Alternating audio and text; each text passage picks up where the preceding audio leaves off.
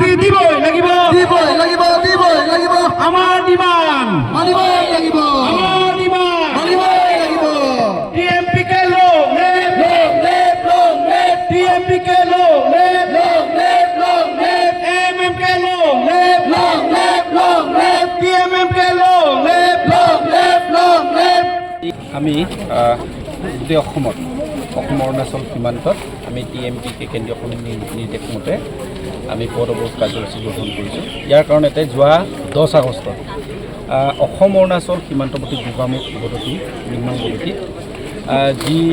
ঘটনা ঘটি গ'ল এইটো টিএমপিকে ফালৰ পৰা আৰু অসমৰ বাসিন্দা হিচাপে আমি পোনপ্ৰথমে নিন্দা কৰিছোঁ আৰু যাৰ নেতৃত্বত যিজন ব্যক্তিৰ নেতৃত্বত এই ঘটনা সংঘটিত হ'ল আৰু প্ৰায় 9জন ব্যক্তিক নিবৃত্ত কৰিলে তাক যিজনে মানে নেতৃত্বলৈ কাম কৰিছে তাক অসম আৰু অৰুণাচল চৰকাৰে অতি শীঘ্ৰে তেওঁক চিনাক্ত কৰি এৰেষ্ট কৰিব লাগে আৰু নিৰ্দোষী যিসকল আমাৰ অসমৰ গঞা ৰাইজক তেখেতসকলে ন্যায় দিব লাগিব, এইটো আমাৰ ডিমাণ্ড। আৰু এটা কথা ইয়াতে স্পষ্টকৈ ক'ব বিচাৰে যে অসম অৰুণাচল সীমান্ত যেতিয়া সীমামূৰীয়া অঞ্চলত সীমাৰ সমস্যাটো থাকিবই, কিন্তু প্ৰতিটো ঘটনাত অসমৰ ৰাইজে কেতিয়াও তেওঁলোকক প্ৰথমে হাত নলগায়, তেওঁলোকেহে প্ৰথমে হাত লগায় আৰু গুলি তেওঁলোকৰ বন্দুক আছে বুলি একদম সাধাৰণ জনতাক বন্দুক একদম চলোৱাটো এনেকুৱা দুখজনক কথা। আৰু আমি জানো এতিয়া সদিয়াটো আমি শান্তিপুৰ আৰু আমাৰ এই কাষতে অৰুণাচলো শান্তিপুৰ আছে, আমিতো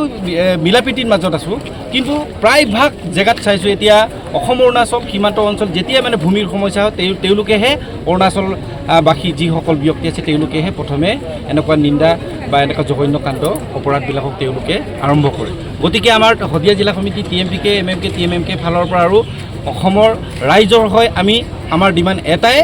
ন্যায় দিব লাগিব আৰু দোষীক উচিত শাস্তি দিব লাগিব আৰু যিজন ব্যক্তি তেওঁক চৰকাৰী বিষয়া বুলি আমি গম পাইছোঁ, গতিকে তেওঁক অতি শীঘ্ৰে তেওঁৰ চৰকাৰী পদৰ পৰা নিলম্বন কৰি তেওঁক ভাৰতীয় দণ্ডবিধি আইন মতে তাক অপৰাধী বুলি চিনাক্ত কৰি তাক উচিত ব্যৱস্থা কৰিব লাগে আৰু তাক কাৰাদণ্ড কৰিব লাগে বুলি আমাৰ ডিমাণ্ড। আৰু আপোনালোকৰ যি প্ৰতিবাদী হেৰি আছে এইটো কিমান দিনলৈ চলিব? যেতিয়ালৈকে আমাৰ ডিমাণ্ড দাবী এইটো অসম চৰকাৰ অৰুণাচল চৰকাৰ বিশেষকৈ অৰুণাচল চৰকাৰে মানি নলয় তেতিয়ালৈকে আমাৰ ডিমাণ্ড আমাৰ এই সংগ্ৰাম আৰু আমাৰ এই